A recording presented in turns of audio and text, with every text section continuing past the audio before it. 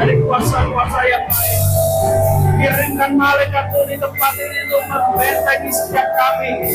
Tidak ada satu orang pun yang bisa mencuri firman-Mu dari anak-anak-Mu ya Tuhan, di dalam nama Yesus. Di dalam nama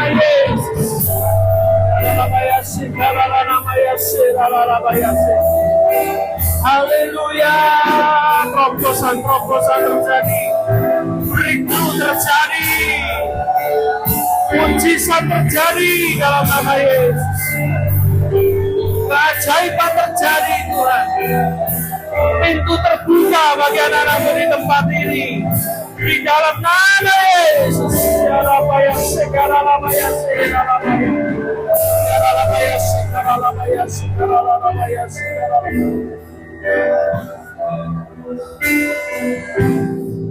Kami tahu Tuhan, Kau sudah hadir di tengah-tengah kami saat ini. Dan kami bersyukur Kau ada di tengah-tengah kami, ada di dalam hati kami. Dan saat ini Tuhan, kami percaya firman-Mu akan mengubahkan anak-anak-Mu di tempat ini. Kami tidak lagi ketakutan, kami tidak lagi kemerungsung, tapi hati kami penuh dengan damai sejahtera dari Allah. Karena Engkau adalah Raja damai itu yang hadir dalam kehidupan kami semua. Terima kasih Tuhan, terima kasih. Di dalam nama Tuhan Yesus, semua yang percaya katakan amin. Tepuk tangan buat Tuhan. Oke, silakan duduk Bapak Ibu sekalian. Terima kasih buat tim Present Worship dan juga Pak Yusak yang sudah melayani kita. Suaranya dengar sampai belakang, jelas? Jelas ya? Cek 1, 2, dengar yang belakang? Tidak dengar ya? Coba diganti, cek 1 miliar, 2 miliar, 3 miliar, dengar? Nah, dengar ya. Kalau duit dengar, amin. Kasih tahu kanan kirimu hari ini damai sejahtera turun atas kehidupan saudara. Enggak dengar. Ditoleh kanan kirinya, hari ini damai sejahtera, enggak usah kemerungsung. Nah, oke. Nah, Bapak Ibu sekalian, saya akan cerita sedikit hari ini. Saudara perhatikan baik-baik, mungkin 30 menit akan selesai. Saya akan sebutkan beberapa alasan dari beberapa orang ini yang terlambat ke kantor. Ya, beberapa orang yang ketika diwawancara, mereka punya satu kantor yang sama, kenapa mereka terlambat kerja hari itu. Ya, catat baik-baik. Yang pertama, alasannya adalah saya terlambat ke kantor karena macet. Karena apa? Macet. Yang kedua, saya terlambat ke kantor karena ban mobil saya bocor. Yang ketiga, diwawancara, saya terlambat ke kantor karena anak saya rewel. Saya terlambat ke kantor karena apa? Jam waker saya mati tidak bunyi. Saya terlambat ke kantor karena berantem dengan istri pagi-pagi. Saya terlambat ke kantor karena apa? Karena saya jatuh kepleset dan terluka, dan akhirnya terlambat, saya harus mengobati tubuh saya sendiri. Itu adalah beberapa alasan ketika diwawancarai kenapa mereka terlambat ke kantor. Oke, ini beberapa alasan orang terlambat ke kantor. Tetapi dari alasan-alasan ini semuanya buruk, semuanya jelek, semuanya negatif. Tetapi tahu enggak saudara, yang diwawancara ini siapa? Yang diwawancara ini adalah orang-orang yang selamat dari tragedi WTC Amerika 9/11. Mereka adalah orang-orang yang selamat terlambat ke kantor. Andai kata mereka tepat waktu ke kantor, mereka bersama 3.000 orang lain mati terkubur di 2 gedung itu. Banyak di antara kita mungkin kita datang hari ini kita komplain dengan Tuhan tentang kondisi kita. Aku banyak utang lah, aku masih banyak kebutuhan yang harus dicukupi lah, ya toh. Hidupku kok begini-begini aja, kerjaanku begini-begini aja, aku lahir di keluarga miskin, banyak alasan. Kita semua punya ribuan alasan untuk berkata kepada Tuhan, hidupku tidak enak. Kita punya ribuan alasan untuk berkata, kok hidupku tuh kok tidak enak. Tapi satu alasan dari Tuhan, dia tetap cinta sama saudara. Amin. Kelahirannya di dunia membuktikan bahwa dia mengasihi saudara dan saya. Sama seperti alasan orang-orang ini tadi. Mereka punya berbagai macam alasan yang menyebabkan mereka terlambat ke kantor. Bagi mereka kok terlambat kerja. Tetapi ketika tragedi WTC itu terjadi, kedua gedung kembar Amerika ditabrak teroris dan dua-duanya hancur.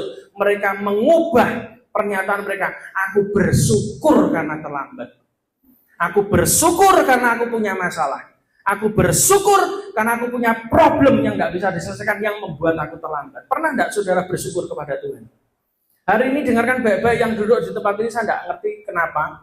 Tadi saya keliling ke belakang, biasanya saya screening dulu spiritnya apa. Tapi saya mau katakan, banyak di antara saudara mungkin komplain, saudara punya masalah hari ini. Tak kasih tahu, kadang masalah itu menyelamatkan saudara dari masalah yang jauh lebih besar. Yang percaya katakan amin. Jangan pernah negatif thinking dengan Tuhan.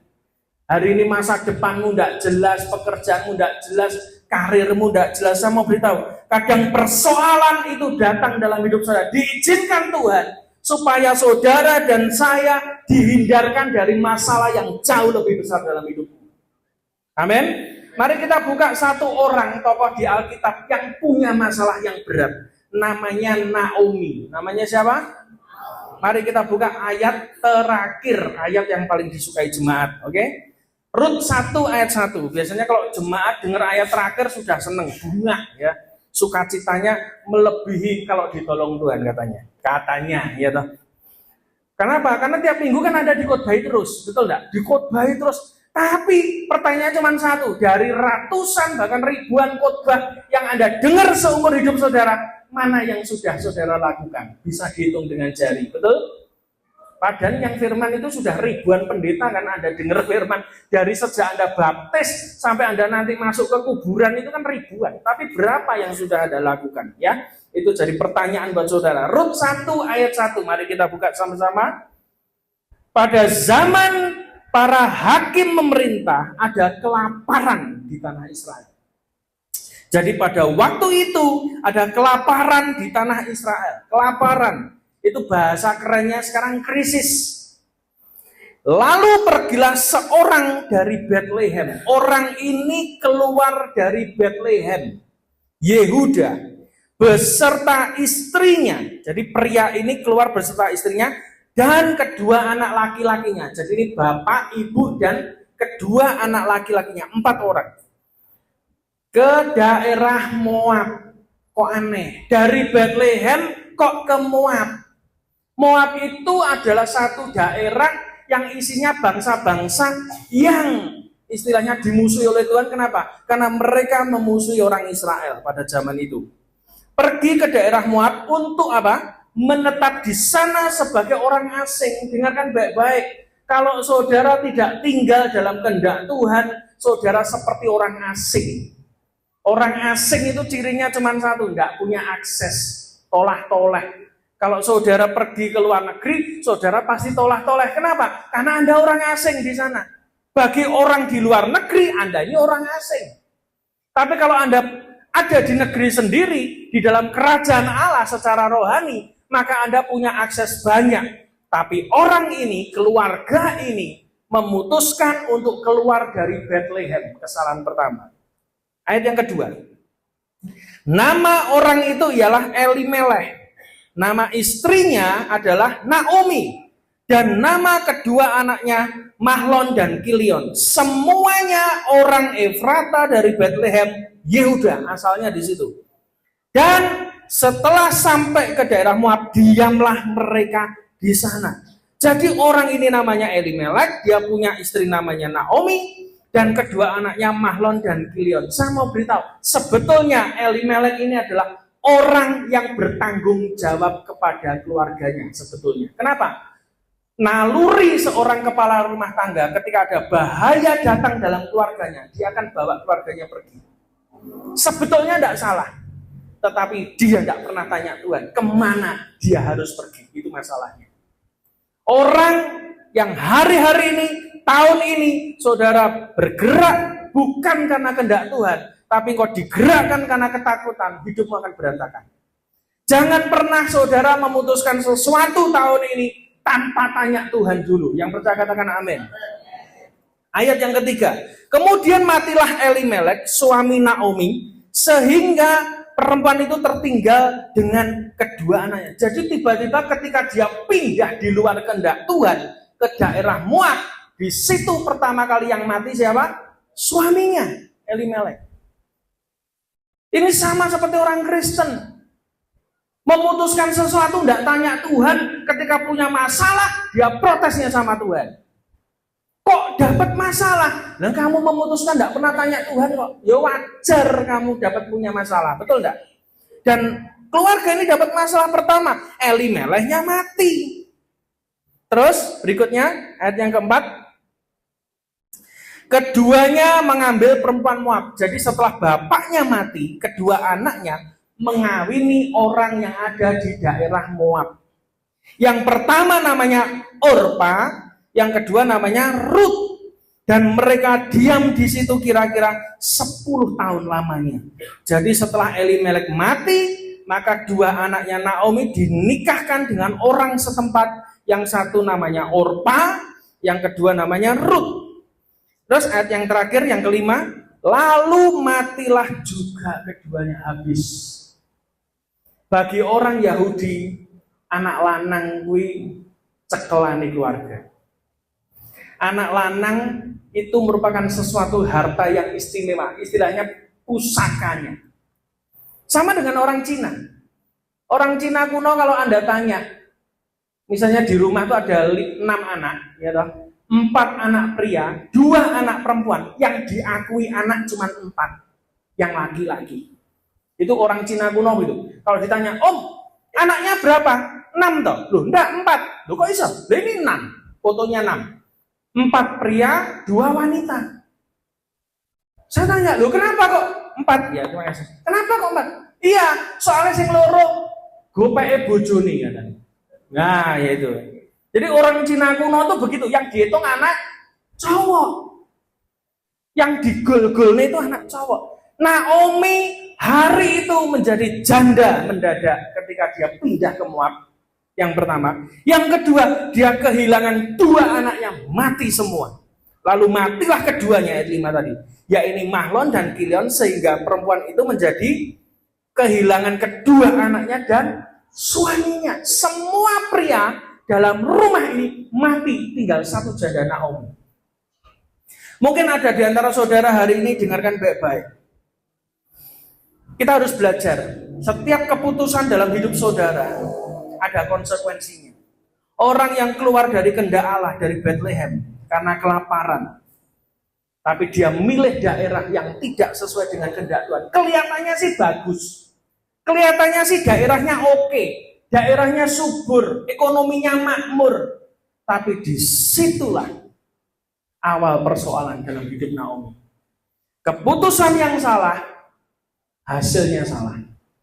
Saya tidak percaya dengan orang yang hari ini ngomong, sudah apa corone salah, yang penting hasilnya oke. Ya, kalau Anda orientasinya sama hasil. Tapi firman Tuhan tidak pernah ngajar itu. Firman Tuhan ngajarkan apa? Lakukan dengan benar, hasilmu benar. Hidup benar lebih penting daripada Anda cuma hidup sukses. Orang sukses hidupnya tidak benar banyak. Hari ini saya ketemu, saya konseling banyak pengusaha, hidupnya sukses, duitnya banyak, tapi keluarganya berantakan. Yang kedua, kesalahan dari Naomi itu apa? Mungkin ada di atas juga ngalami yang sama. Dia melangkah tanpa tanya kehendak Tuhan. Naomi melangkah tanpa tanya kehendak Tuhan. Banyak orang Kristen hari-hari ini juga sama. Anak-anak muda juga sama. Menikah asal suka saja. Ya toh? Ada toh di sini. Kenapa kok cinta sama si A? Loh karena suka, cinta memang. Karena suka. Loh, dia kan tidak seiman.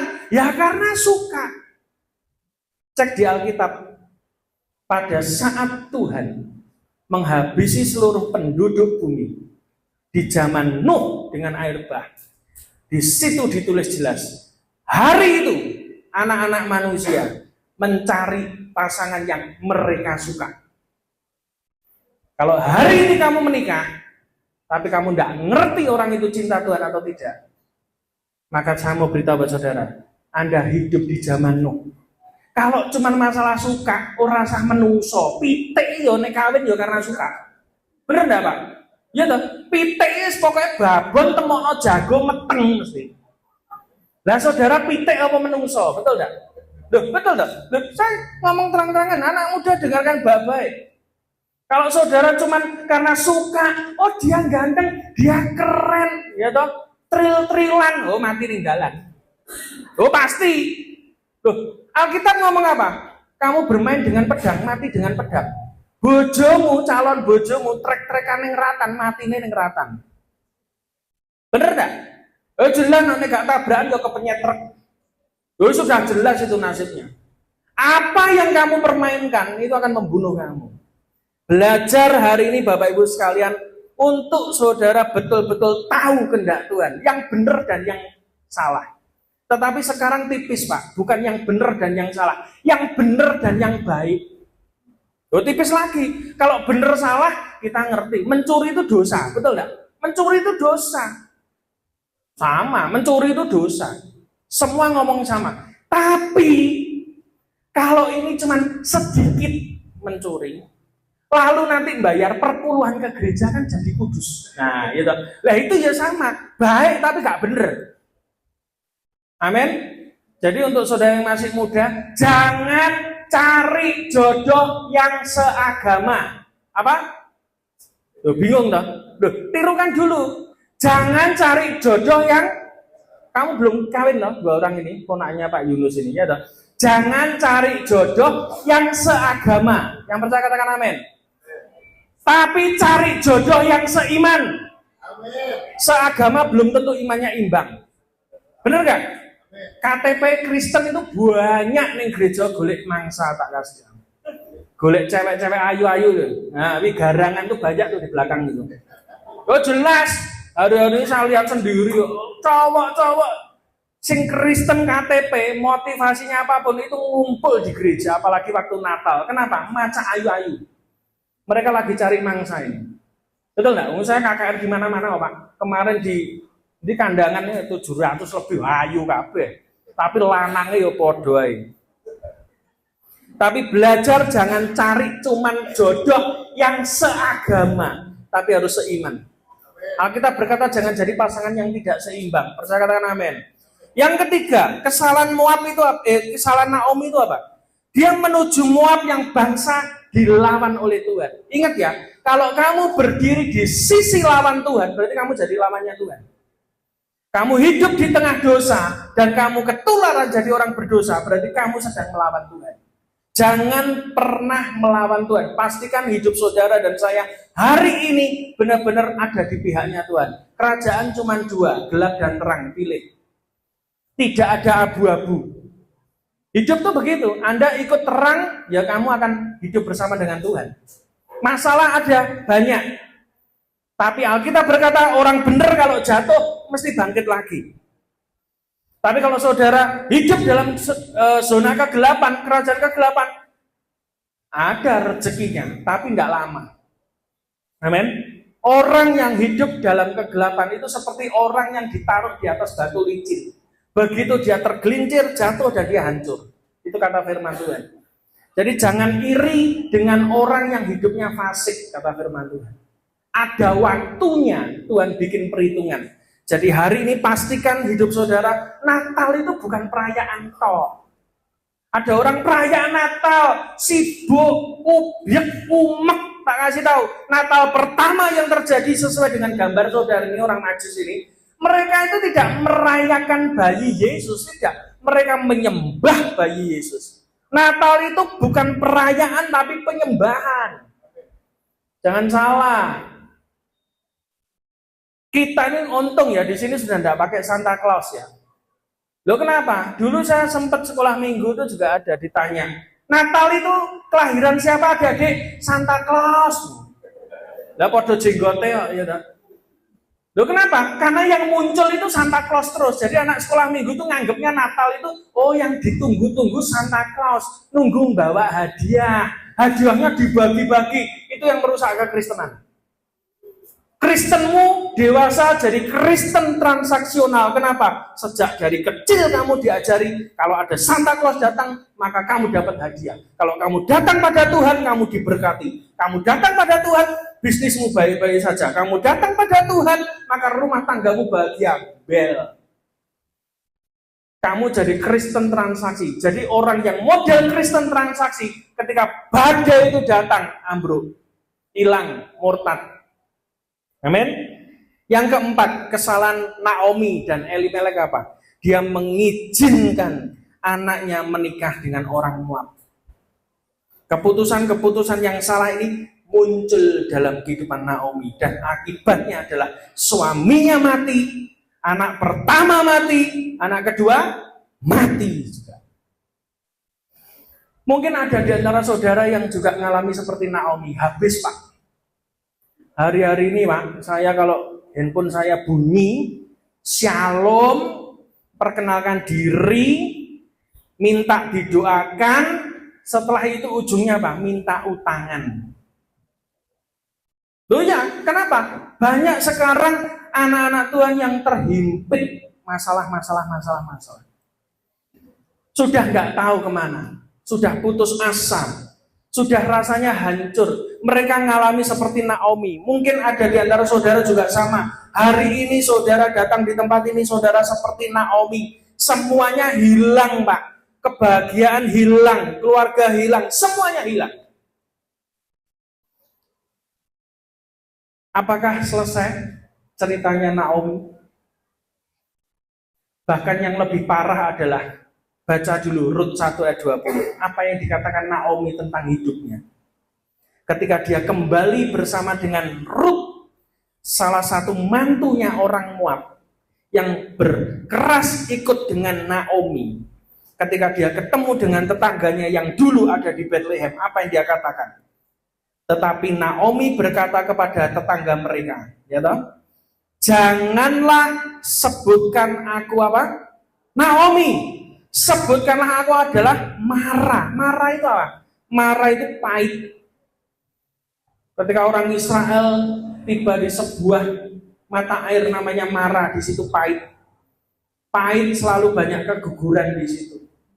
Sumbernya pahit, hasilnya pahit, muncul kepahitan, nular kepahitan ke yang lain. Banyak gereja pecah hari ini karena apa? Pahit. Pemimpin rohani pecah kenapa?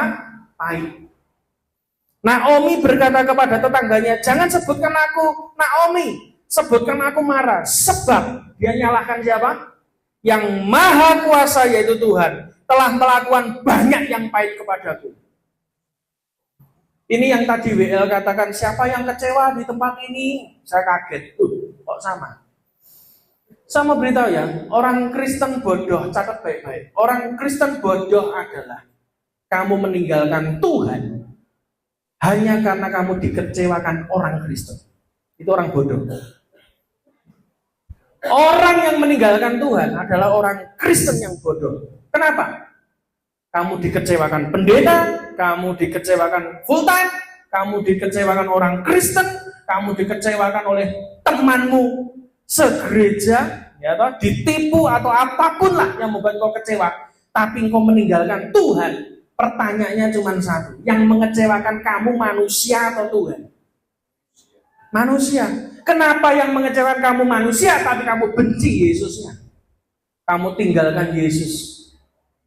Saya mau beritahu, Yesus salah apa sama kamu?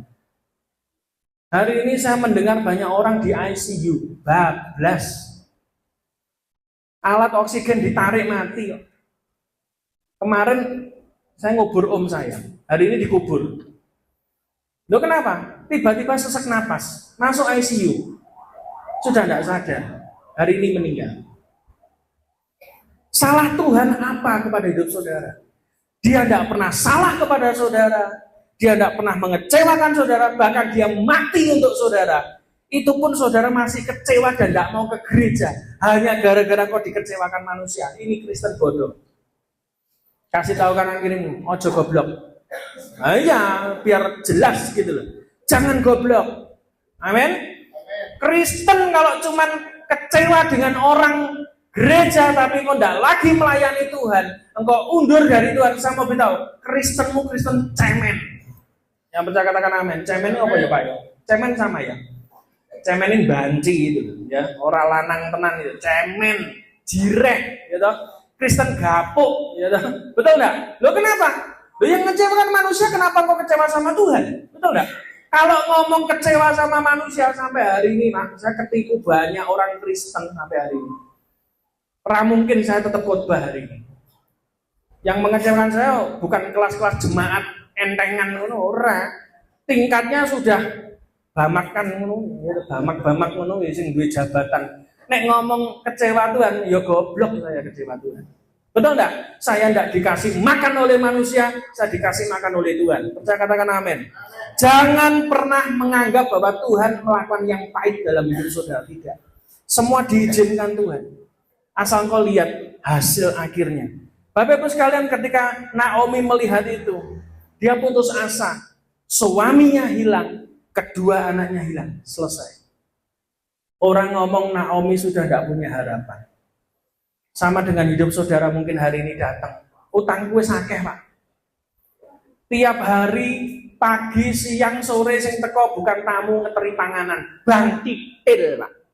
Itu ada yang kayak begitu ya, langganan bang titil diparani terus tiap hari, stres sampai rumahnya tutupan terus, sampai doa aja nggak bisa, Pak. Banyak orang hari ini putus asa seperti itu. Mungkin ada di antara saudara juga sama. Hari ini putus asamu apa?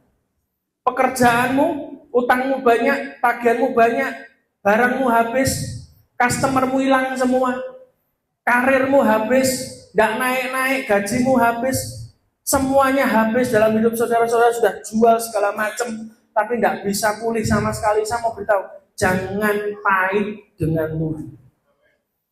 Naomi adalah gambaran orang Kristen bagaimana dia diproses Tuhan. Saya pun pernah mengalami proses itu, banyak hal dalam hidup saya. Tapi kita belajar dari Naomi satu hal, ketika dia merasa hidupnya pahit karena yang Maha Kuasa telah melakukan yang pahit dalam hidupnya, dia berhak kecewa. Dia kehilangan. Orang yang kehilangan itu mau ngomong apa, saudara tidak bisa. Dibantah terus pasti. Kenapa? Mati yuk, tidak bisa menghidupkan kembali. Mungkin ada di antara saudara yang hari ini juga mengalami pahit dengan orang lain. Pahit dengan pemimpin rohanimu. Pahit dengan orang Kristen yang lain. Karena banyak hal engkau dilukai, engkau dikecewakan, engkau ditipu. Hari-hari ini banyak yang nipu. Kemarin saya ketemu dengan orang Kristen pelayanan di Surabaya. Ditipu teman sepelayanannya di gereja 3,5 miliar. Dan temennya yang nipu baik-baik saja. Loh, enak loh. Ketemu koyok randuwe dosa. Dan akhirnya memutuskan pindah gereja tanpa bayar utangnya. Loh, coba. Orang ini ngalami pahit. Kenapa? Ditipu. Tiba pelayanan loh. Saya kan sudah ngomong bolak-balik. Yang di panggung ini pasti bagus-bagus. Saya mau beritahu ya, buat saudara jemaat ini. Mimbarmu bukan yang di panggung gereja. Mimbarmu itu di rumah. Mimbarmu di keluarga. Mimbarmu di pekerjaan. Itu adalah mimbarmu yang sebenarnya. Yang di depan ini aksesoris. Macake ayu-ayu. Ya toh, soalnya di syuting. Dilihat orang, betul ya? Nek gak ayu kan piye, ya toh, betul ya? Masih kan ganteng ya toh. Pakai bros, tak kira dalan gitu. Duduk tiba ya. Betul enggak? Kadang kita begitu, ditipu, kita kecewa, kita marah. Sama beritahu, Naomi adalah gambaran kita orang Kristen yang sudah jatuh, tertimpa tangga, ketiban gendeng. Amin. Tapi saya mau beritahu buat saudara, satu hal. Ketika Naomi bersama dengan Ruth, orang Moab itu aturannya cuma satu, tidak boleh kumpul serumah dan tidak boleh masuk ke rumah Allahnya orang Israel. Itu peraturan dari zaman Musa. Tetapi saya mau beritahu, mungkin ada di antara saudara yang hari ini merasa, wis kebablasan masalahku berat, Pak. Tak kasih tahu ini. Susu yang basi itu jadi apa? Yogurt. Harga yogurt lebih mahal dari susu. Tapi yogurt kalau terlanjur busuk lagi, dia akan difermentasi menjadi keju. Dan harga keju lebih mahal dari susu dan yogurt. Ingat ya, kegagalan yang hari ini saudara alami, mungkin tahun depan, tahun ini belum dipulihkan Tuhan. Saya mau beritahu, asal kamu punya respon yang benar bersama dengan Tuhan, maka hidupmu tidak akan hancur. Tidak akan hancur, tapi hidupmu akan jadi lebih bernilai di hadapan Tuhan. Saya mau tanya buat saudara, kita hidup di Indonesia area tropis. Masa yang paling gelap itu jam berapa? Jam 10? Angkat tangan yang jam 10 malam, Pak, gelap, angkat tangan. Tuh, gak pernah ngalami peteng. Ini dia lagi lampu mati. Loh, ini saya tanya, yang menganggap bahwa jam 10 malam itu gelap, angkat tangan, puncaknya gelap. Oke, Pak Pendeta. Terus kalau yang anggap lebih malam lagi, jam 11, angkat tangan. 11 malam. 11 malam itu gelap, Pak, angkat tangan. Yuk, kita tangannya gele gitu. Bingung, ada dong. Yang jam 12 malam, angkat tangan. Ya, tuh. Terus yang lain jawabnya apa? Belajarlah dunia astronomi. Masa paling gelap dari satu hari itu bukan jam 10, bukan jam 11, bukan jam 12, tetapi apa? Sekian menit menjelang matahari terbit, itu adalah masa paling gelap. Hari ini kalau ada di antara saudara yang hari ini mengalami masalah berat, masa gelap dalam hidupmu, seperti Naomi, saya mau beritahu, sebentar lagi kamu akan mengalami terang dalam hidup saudara. Damai sejahtera Tuhan akan menuntun hidup saudara. Jangan pernah takut. Makin gelap hidupmu, maka sebentar lagi matahari itu akan terbit. Dan sebuah lagu mengatakan, janjinya seperti fajar, tidak pernah terlambat. Yang percaya katakan amin. Tidak perlu takut akan apapun juga, karena saya percaya, catat ini baik-baik, titik terendahmu akan menjadi cerita terbaikmu. Titik terendah dalam hidupmu akan menjadi kesaksian terbaikmu. Semakin masalahmu besar, semakin masalahmu menghimpit hidupmu, sampai kau mungkin tidak bisa napas, sampai habis-habisan, percayalah, sebentar lagi pertolongan Tuhan akan datang dalam hidupmu, dan apa yang kau alami itu akan menjadi cerita terbaikmu. Orang-orang kalau cuman kesaksian biasa, oh saya ditolong Tuhan, saya utangnya 10.000 terus ada yang bayar 10.000, biasa toh. Mek 10.000, ngamen ya 5 ngomah itu 10.000. Bener enggak?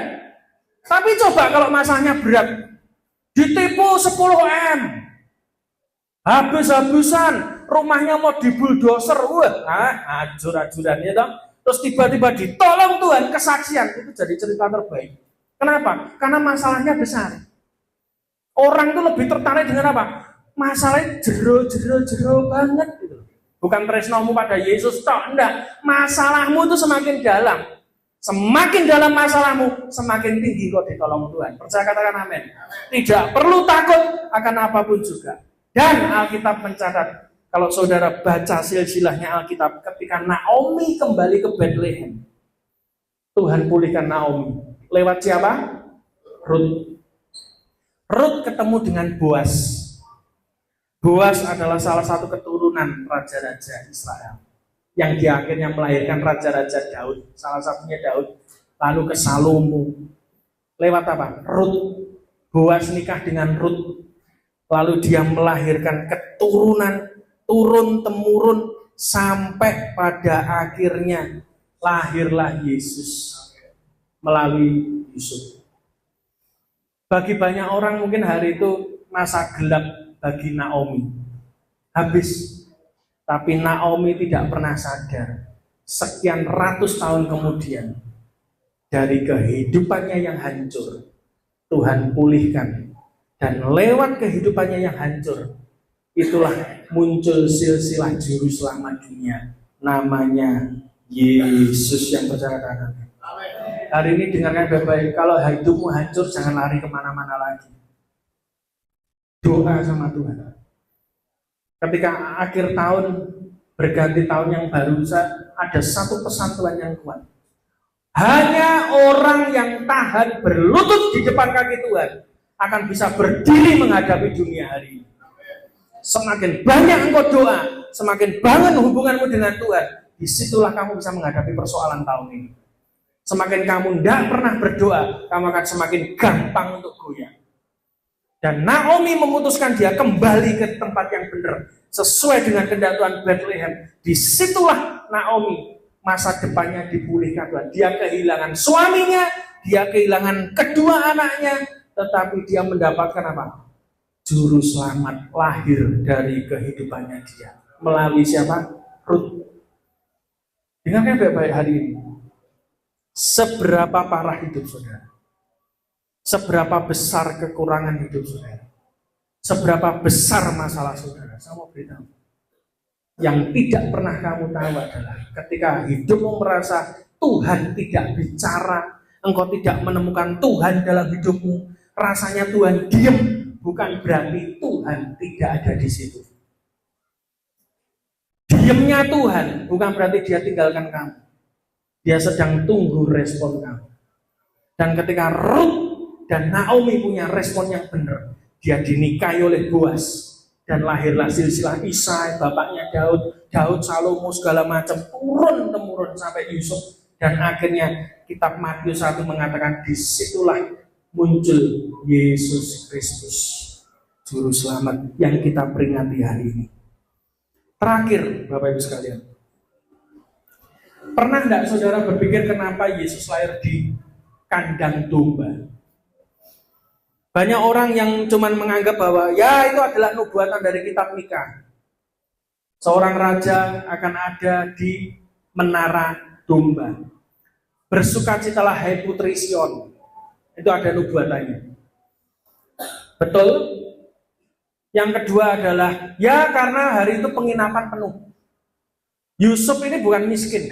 Dia itu pengusaha kayu, mebel. Dia cari penginapan, tapi dia tidak ketemu. Kenapa? Penuh. Bukan karena dia tidak punya uang, enggak. Sampai akhirnya ada satu orang yang punya penginapan berkata kepada Yusuf, di sini sudah penuh, cuman ada satu yang masih ada. Apa itu? Kandang domba. Mau enggak kamu di sana? Karena hari itu Maria harus melahirkan Yesus. Sudah besar, sudah saatnya lahir. Terpaksa Yusuf dan Maria masuk ke kandang domba.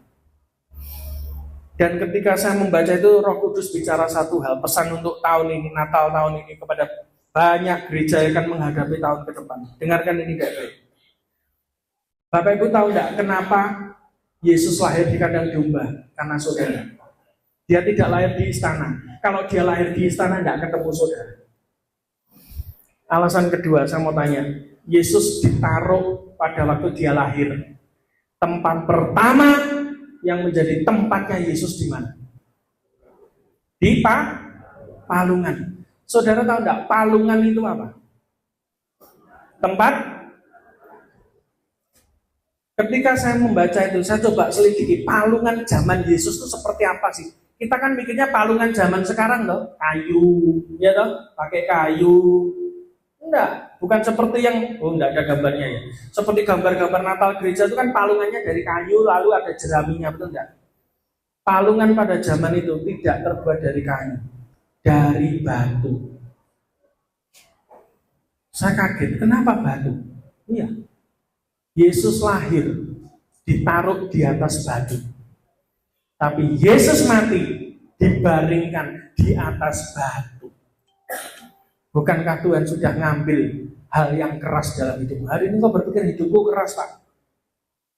Hidupku tidak enak, Pak. Hidupku tidak nyaman, Pak. Saya mau beritahu, Yesus dari lahir sampai mati, dia ada di atas batu. Itu ditanggung buat hidup saudara. Yang percaya katakan amin. Jangan sampai ada yang sambat lagi, tak kasih tahu. Tapi yang kedua, Tuhan bicara tentang palungan itu. Palungan itu tempat makan domba. Yesus ketika lahir ditaruh oleh kedua orang tuanya di dalam palungan, tempat makan domba. Artinya apa? Tuhan bicara satu hal kepada gereja Tuhan tahun ini. Krisis akan datang. Kemarin ada satu presiden diculik dari jarak 3.300 km. Dikirim pasukan helikopter, presiden itu diculik apa di Indonesia. Betul enggak? Ini Venezuela loh. Masih satu benua. Itu diculik dari jarak 3.300 meter. Presiden yang nyulik cuma nonton loh, kayak nonton konser. Ini perang nggak tahu nanti akan terjadi apa. Krisis mungkin akan terjadi. Tapi saya mau beritahu pesannya ini. Kenapa Yesus ditaruh di palungan? Palungan adalah tempat makan domba. Saya mau beritahu. Hari ini Tuhan berkuasa atas apa yang engkau makan, minum, pakai. Itu semua dicari bangsa-bangsa yang tidak kenal Tuhan. Tapi pastikan Natal tahun ini berbeda. Pastikan Yesus lahir di atas palungan tempat kamu makan. Yesus lahir di tempat kamu kerja. Pasti kalau Yesus berkuasa di situ. Saya mau berkata bahwa tidak ada kekurangan apa. Saya tidak percaya anak Tuhan kekurangan anak cucunya. Yang percaya katakan amin. Alkitab berkata apa? Engkau menyediakan hidanganku di hadapan lawan-lawanku. Kata Mazmur 23. Domba itu kerjaannya cuma satu, makan dan minum. Tidak ada kerjaan lain. Dan kalau Yesus saja berkuasa atas yang kau butuhkan, maka saya percaya tahun ini tidak ada kekurangan lagi. Yang percaya katakan amin. Saya tutup dengan kesaksian ini. Suatu ketika saya merasa khawatir ketika anak saya lahir yang nomor 2. Nomor 1 keguguran. Lalu pada waktu itu saya memutuskan untuk melayani Tuhan lebih intens lagi. Kita buka persekutuan doa di tempat kami. Lalu tiba-tiba Tuhan bicara satu hal. Tak openi, anaknya Tuhan, dipelihara Tuhan. Dan waktu itu saya pelayanan kemana-mana. Saya sudah pelayanan, akhirnya saya pelayanan kemana-mana, diundang kemana-mana.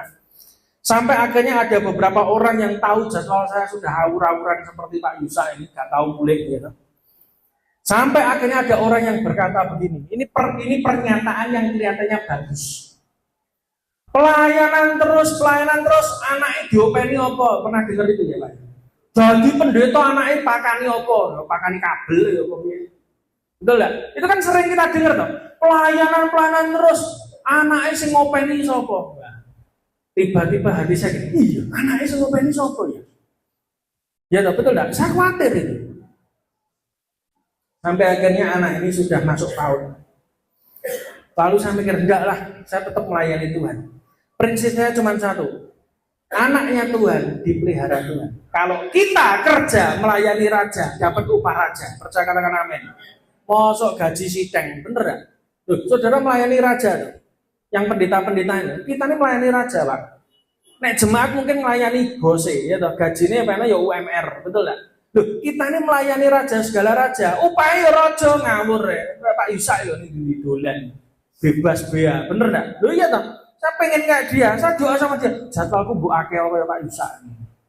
Dan ternyata benar terjadi. Sampai suatu ketika masuk maut, ada yang telepon. Anaknya itu, Abi itu sudah masuk sekolah. Oh sudah, Bu. Di mana? Di Madiun. Paut. Oh berapa itu uang sekolahnya? Uang sekolahnya sekian per bulan.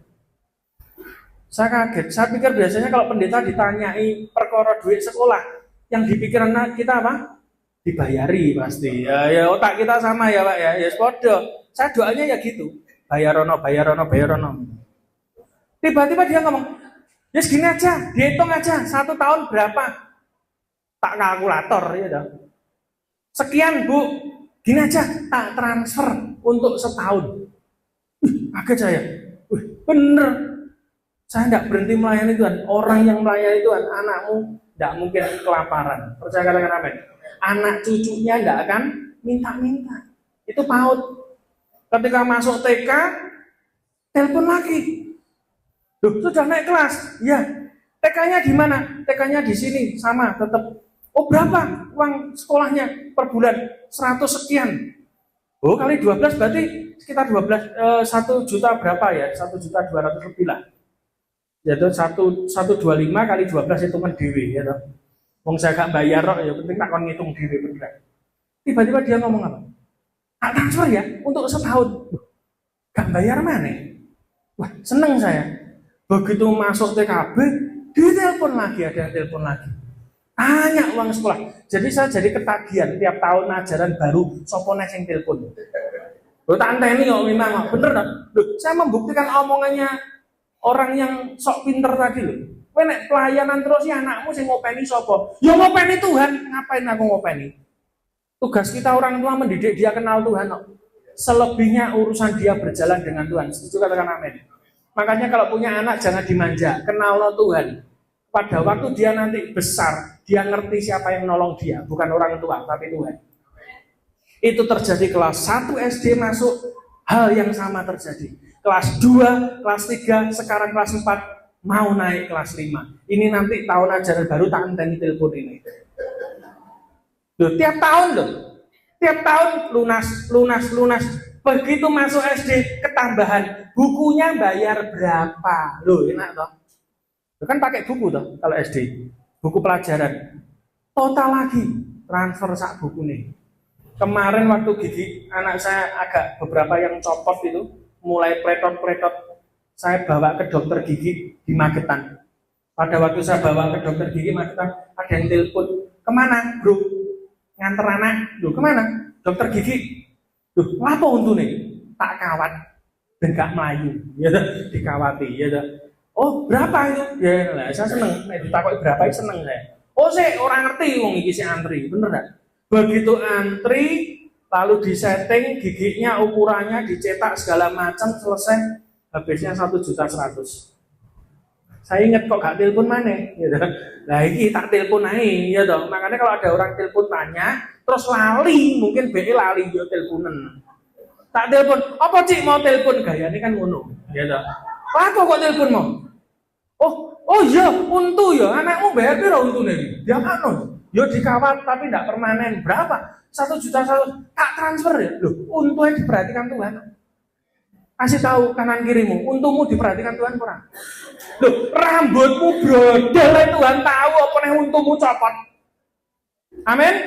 Pasti diperhatikan Tuhan semua. Dan semua dipelihara Tuhan. Yang percaya katakan amin. Jadi mulai tahun ini damai sejahtera Tuhan akan menuntun hidup saudara. Jangan pernah takut, anaknya Tuhan dipelihara oleh Tuhan. Yang percaya katakan amin. Tutup Alkitab kita. Kita bangkit berdiri Bapak Ibu sekalian. Musik bisa maju ke depan.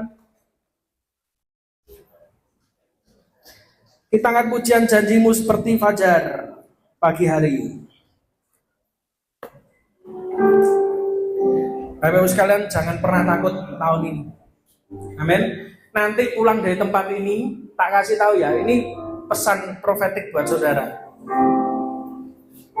Bangsa Israel ketika dia keluar dari Mesir, dia di Mesir jadi budak. Ketika dia keluar dari Mesir, pertanyaannya satu, dia jadi budak atau enggak? Enggak. Salah satu tanda dari orang yang tidak jadi budak adalah dia punya kekayaan. Alkitab berkata ketika orang-orang Israel keluar dari Mesir, ketika mereka keluar dari Mesir, maka Alkitab berkata Tuhan membuat orang Mesir bermurah hati, sehingga mereka meminta apa saja yang mereka mau diberikan, termasuk perhiasan, kekayaan, ternak, semua dikasih. Ini budak keluar dari Mesir, dia minta menjarah kepada orang-orang Mesir di sekitarnya. Dan tahun ini, masuk tahun yang ini, saya dapat perintah Tuhan, kalau khusus Natal ini sebetulnya, bukan yang lain. Khusus kalau saya pelayanan Natal ini, nanti terakhir kan tanggal 22 Januari.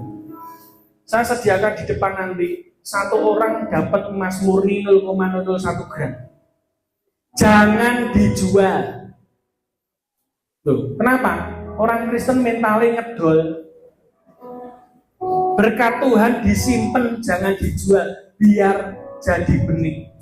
Loh kenapa 0,001 gram? Beberapa waktu lalu saya iseng ditunjukkan Tuhan. Kamu lihat gak? Di Alkitab itu ada iman yang gedenya sebiji sesawi. Itu bisa memindahkan gunung. Lalu Tuhan bicara satu hal, kamu cek di Google. Berapa beratnya satu biji sesawi, satu biji kecil. Ketika saya cek, saya kaget. Beratnya 0,01 gram. Jadi emas yang saya bagikan buat saudara tidak membuat saudara kaya, tetapi itu hanya satu tanda dari Tuhan. Anda mengawali tahun ini dengan berkat Tuhan, janjinya tidak pernah terlambat dalam hidup. Amin. Jadi kalau nanti saudara pulang, saudara stres butuh duit, masih duduk ngaruh Tuhan. Jarene Pak Musa ini satu tanda bahwa aku diberkati Tuhan. Kayak Hizkia berdoa itu. Hizkia ditantang oleh musuhnya, dikirimi surat. yang dilakukan Hizkia apa? Surat tantangannya dihadapkan kepada Tuhan. Dan hari itu Hizkia mengalami kemenangan. Kalau kamu punya masalah, jadikan ini sebagai tanda di hadapan Tuhan. Tahun ini aku diberkati Tuhan. Tidak mungkin kekurangan. Anakku tidak mungkin tidak bisa makan. Cucuku tidak mungkin tidak bisa sekolah yang baik. Pasti Tuhan berkati. Kalau tahun awal tahun Tuhan kasih emas, maka sepanjang tahun Tuhan kasih emas. Yang percaya katakan amin. Mari kita akan pujian ini, janjimu seperti fajar. Janjimu seperti fajar pagi hari, yang tiada pernah terlambat bersinar. Cintamu seperti sungai yang mengalir. Izinkan Tuhan lahir di palungan hidupmu. Dan janjimu seperti fajar, janjimu seperti tidak akan ada kekurangan lagi di tengah-tengah kami. Tuhan memberkati dengan kelimpahan. Amin.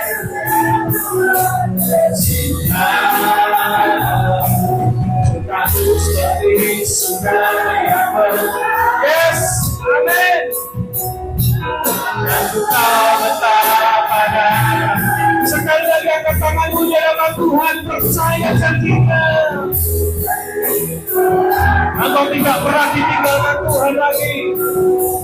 Tuhan menyertai saudara. Tuhan memberkati saudara. Sepanjang tahun ini, sekalipun krisis terjadi di dunia, tapi waktu berkati Tuhan.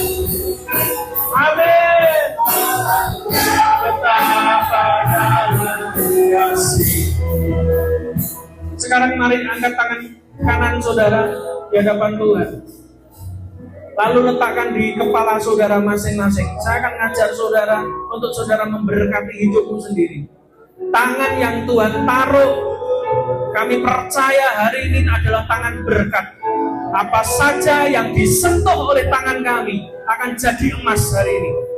Apa saja yang dikerjakan oleh tangan kami akan berhasil. Tidak ada pintu yang terlalu kuat yang tertutup bagi kami. Alkitab berkata, kalau Tuhan yang membuka pintu, tidak ada satupun yang menutupnya. Dan hari ini kami perkatakan dalam hidup kami, tidak ada tembok yang terlalu tinggi untuk kami bisa lewati. Alkitab berkata keturunan Yusuf akan seperti tumbuh-tumbuhan yang carang dan daunnya melintasi tembok. Tidak ada batasan dalam hidup saudara untuk diberkati Tuhan. Dan kami percaya hari ini kami ucapkan berkat atas hidup kami. Tidak ada kekurangan. Kami adalah gudang mujizatnya Tuhan. Kami adalah gudang rezekinya Tuhan. Dan lewat hidup kami, maka semua orang yang bersentuhan dengan kami tahun ini, mereka akan mendapatkan berkat lewat kehidupan kami. Tidak ada roh kemiskinan, tidak ada kutuk hutang. Yang ada adalah berkat yang berlimpah-limpah. Saya melihat akan ada properti yang datang dalam hidup saudara. Akan ada rumah-rumah yang baru yang Tuhan kirimkan. Ada tempat bisnis yang baru yang Tuhan sediakan. Oh haleluya, ya, terima dengan iman, terima dengan iman. Yang tidak punya rumah, akan punya rumah tahun ini dalam nama Yesus. Cara Tuhan yang ajaib, apa yang hilang tahun lalu akan dikembalikan Tuhan double tahun ini. Itu akan terjadi dalam kehidupanku. Tidak ada kemiskinan di tengah-tengah kami. Dan hari ini kami bukan lagi budak, tapi kami adalah anak-anaknya raja. Anak-anaknya raja akan makan satu meja dengan raja. Yesus berkuasa atas apa yang kami butuhkan, atas apapun yang kami perlukan. Kami percaya Tuhan Yesus berkuasa di atasnya. Kami tidak perlu khawatir kalau burung di udara dipelihara Tuhan. Maka kami adalah anak-anaknya Tuhan. Kami juga akan dipelihara Tuhan. Terima kasih Tuhan, kami ucapkan berkat atas kehidupan kami masing-masing. Kami diberkati berlimpah-limpah. Anak cucu kami perkasa di bumi. Mereka jadi berkat dan mereka akan memberkati bangsa-bangsa. Anak kami akan menjadi orang-orang termasyhur di muka bumi. Akan membawa banyak jiwa kepada Tuhan. Kami akan diurapi mulut kami, pikiran kami, telinga kami, mata kami untuk melihat apa yang Tuhan lihat. Maka hidup kami akan berjalan kepada jalan yang Tuhan sudah tentukan dalam hidup kami. Kami akan melangkah bersama dengan Tuhan. Dan langkah-langkah kami akan disebut langkah kemenangan dalam hidup kami. Terima kasih Tuhan, terima kasih Tuhan. Angkat tanganmu di hadapan Tuhan, bersyukur di hadapan Tuhan. Kami bersyukur Tuhan hari ini untuk pertemuan pada sore hari ini. Hamba mengucapkan berkat yang berlimpah-limpah. Tidak ada hutang piutang lagi. Semua lunas dalam nama Yesus. Semua tagihan terbayar dalam nama Yesus. Dan saat ini Tuhan, kami mau berikan berkat. Kemuliaan hanya bagi Tuhan. Kami percaya hidup kami sejak hari ini miliknya Tuhan. Hidup kami yang dipelihara Tuhan. Kami adalah orang-orangnya Tuhan. Orang-orangnya Tuhan pasti dipelihara oleh Tuhan. Untuk kami memelihara bangsa-bangsa. Sama seperti Yusuf yang mengatakan kepada saudara-saudaranya, untuk inilah Tuhan memanggil aku mendahului kalian, supaya aku memelihara hidup kalian dan bangsa-bangsa di tengah kekeringan. Hari ini Tuhan akan bangkitkan Yusuf-Yusuf di tengah-tengahmu. Orang-orang yang diberkati berlimpah-limpah dan menjadi berkat bagi kota ini. Terima kasih Tuhan, berkati kami semua Tuhan. Firman-Mu selesai, hamba-Mu selesai berbicara, tapi Roh Kudus akan berpesan kuat dan roh kami akan dikuatkan kembali. Kami tidak ada roh keputusasaan. Saya melihat ada roh keputusasaan dipatahkan di dalam nama Yesus. Roh kekecewaan, roh kepahitan, semuanya dipatahkan dalam nama Yesus. Roh khawatir ada di sini, dalam nama Yesus dipatahkan dalam nama Yesus. Engkau tidak lagi khawatir akan apa yang kau makan, minum, pakai. Semua itu disediakan Tuhan bagi anak-anaknya. Tidak perlu khawatir. Minta sama Tuhan, kamu akan dapat dari Tuhan. Terima kasih Tuhan, terima kasih. Di dalam nama Tuhan Yesus, semua yang percaya katakan amin. Tepuk tangan buat Tuhan.